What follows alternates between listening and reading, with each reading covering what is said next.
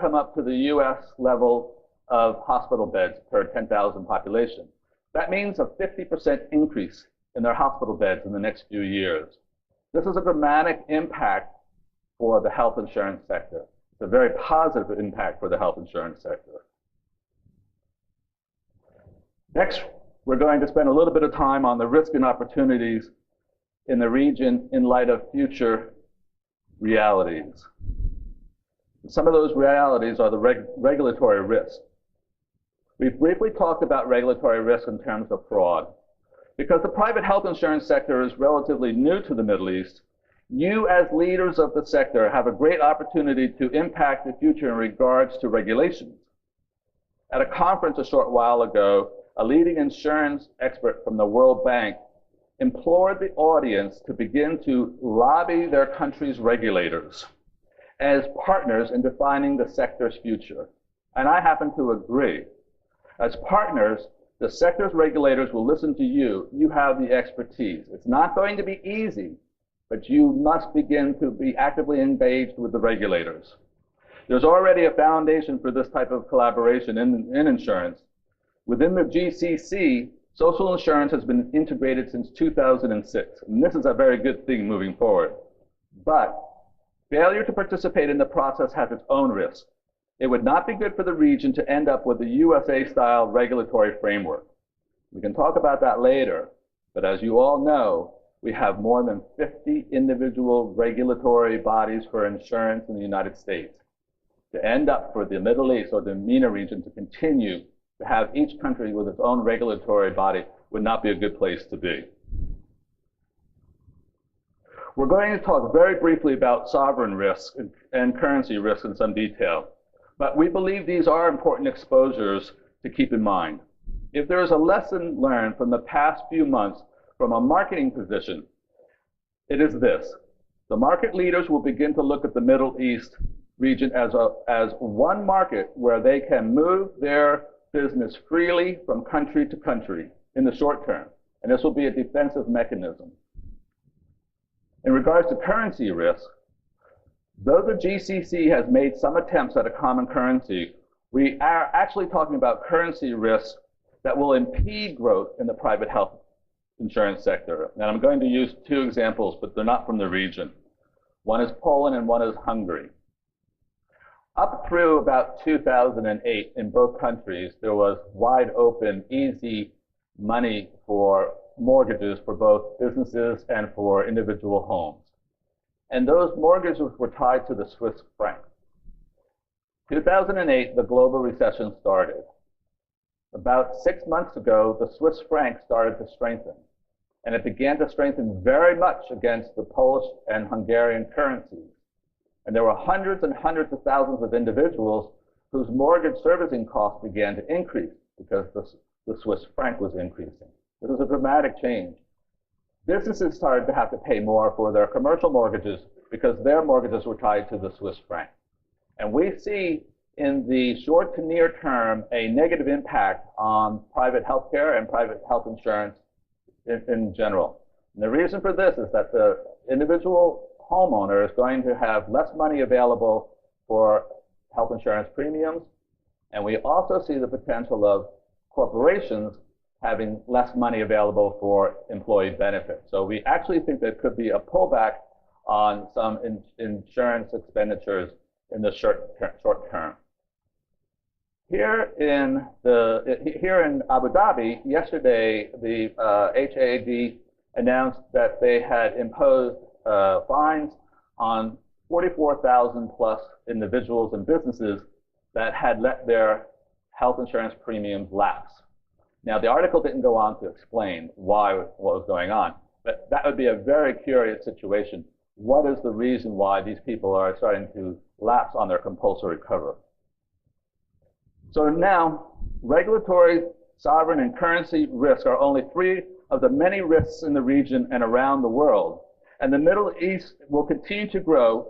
These risk exposures will increasingly resemble those in other regions.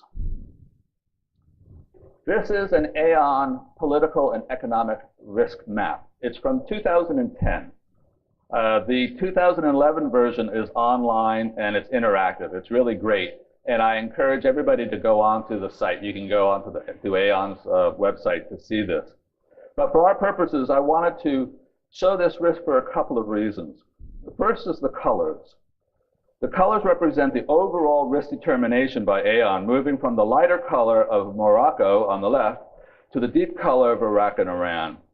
Surprisingly for the MENA region, including the Middle East, the colors have not changed from 2010 to 2011. That means that politically, even though there's been so much upheaval in the region, the risk managers see the region stabilizing very, very quickly.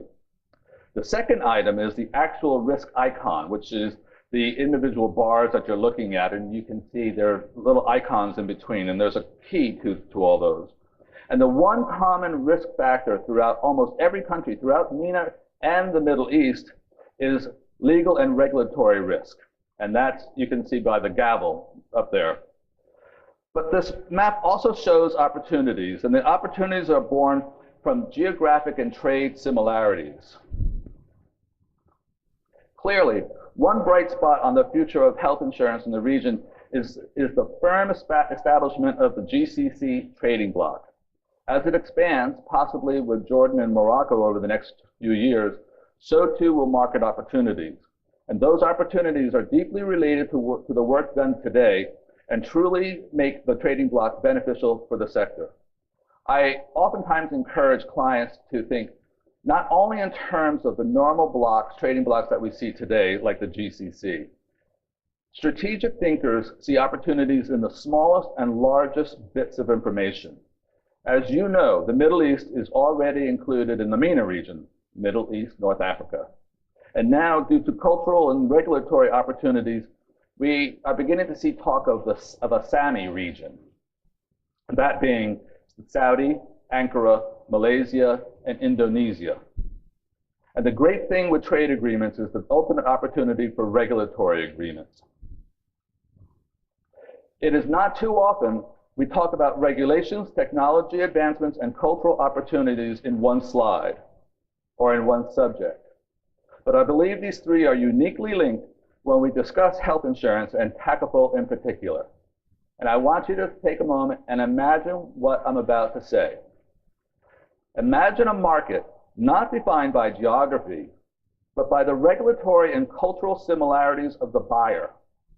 A buyer able to cross national borders by technological advancements. In this market, perhaps the GCC, perhaps SAMI, or maybe a market still undefined, a wealthy middle-aged policyholder, say in Jakarta, shares the same risk pool and lower premiums with a young, upwardly mobile policyholder in Egypt. This is just one example. The idea here is that the cross-subsidization of risk sharing will take place not based on geography or national boundaries, but rather the cultural and demographic similarities of the policy holders. Here is what we can ultimately imagine. A trading bloc not defined by politics or religion or national origin, but rather by the cultural and social similarities of the customer.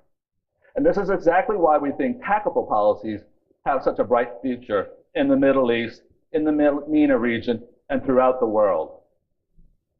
Okay? Well, we've now taken private health insurance and Takaful and conquered the entire world. And we'll just bring it right back to the Middle East. The Takaful market as a whole is just starting to reach a point where robust analysis can be done from the data that is beginning to come out of the markets themselves. And the most important thing to recognize is that Takaful, particularly health Takaful, is relatively new. These reports are beginning to show the Takaful market, like all new products and all new markets, have, for various reasons, relied on pricing as the main differentiator, the main selling point. Obviously, this is a short-term tactical response and really no different than any other new product or new market life cycle. This is just simply classic product behavior. We still believe there's a bright future for health insurance and Takaful. Now, the title of this speech is Private Health Insurance, Takaful, and the Sector's Bright Future. But any bright future, by definition, must be viewed in terms well beyond tomorrow's quarterly report. As we talked about very briefly, we truly see the sector's bright future beyond tomorrow as encompassing the market not in national terms, but in region and cultural terms. These markets will capitalize on the best insurance practices and grow their products in new and different ways. Cross-subsidization will occur not between or within product lines, but between countries. Sector leaders will, in a manner of speaking, roll up loss makers and tie them in with market share leaders within specific products rather than along company or national segments. And distribution will take new forms perhaps that we've not even thought of yet. Bancassurance, certainly, well established. Kiosks, already happening around the world. Mobiles, what's wrong with buying insurance via the mobile? It can be done. You are the thought leaders here. You are the ones that will be thinking about new distribution channels. But let's not forget one tried and true distribution channel that I truly believe is unique to the insurance sector, and that is the agent and agency system. The ability to capitalize on the growing entrepreneurial class is key to any insurance distribution system. Beyond tomorrow also will include an abundance of healthcare infrastructure in the Middle East. And for the health insurance sector, this is indeed a benefit. When I spoke earlier about the Arab Spring, one of the byproducts of that movement is the stated growth of hospitals, clinics, and health workers in some countries. This significant healthcare infrastructure growth will benefit the insurance sector in the short to medium term. Upwards of 10 years out, we will see the competitive landscape tilting in favor of the health insurance sector due to a large increase in number and an increase in competition amongst the service providers. Every new hospital, every new clinic, every new group of doctors and consultants will be a competitive advantage to the insurance sector. Network contracting will become stronger in favor of the insurance players. Third-party administrators will improve their experience and expertise and take a more active role. The general public will migrate to those insurance companies that have the best provider networks and the best benefits. And all of this is because of the increased spending in healthcare in the region that's just beginning today. When we view the health insurance sector in the macro sense, we clearly see how the combination of demographic changes, increased healthcare infrastructure, and the opportunities of cross-border development all combine to create a very positive future beyond tomorrow. And this is at the essence of Health Takaful, a market we believe has come full circle. As I mentioned earlier, it was here in the Middle East that I first learned of the beauty of insurance. And it is in the history of insurance that we see the bright future for Health Takaful. At the beginning of today's presentation, we had a slide about the history of insurance. And in that slide, we noted Bismarck as the founder of modern health insurance. But health insurance has evolved over the last 130 years. And the common thread in the history of health insurance is the strong prevalence of mutuals, shared risks, and trust. This is the foundation of health insurance, of Health Takaful. And this is the unique feature Health Takaful holds. So today, we've gone through a range of issues for the health insurance sector in the Middle East and the MENA region, from demographics to regulatory to cultural challenges and opportunities. All of these issues, we believe, will soon reach a point where pan-regional health insurance and Health Takaful will become the norm, the status quo. The speaker following me will give a most important speech on Health Takaful itself, but I would like to illustrate the company he leads. That company was started in 1989 and changed its name to Takaful International Company in 1998.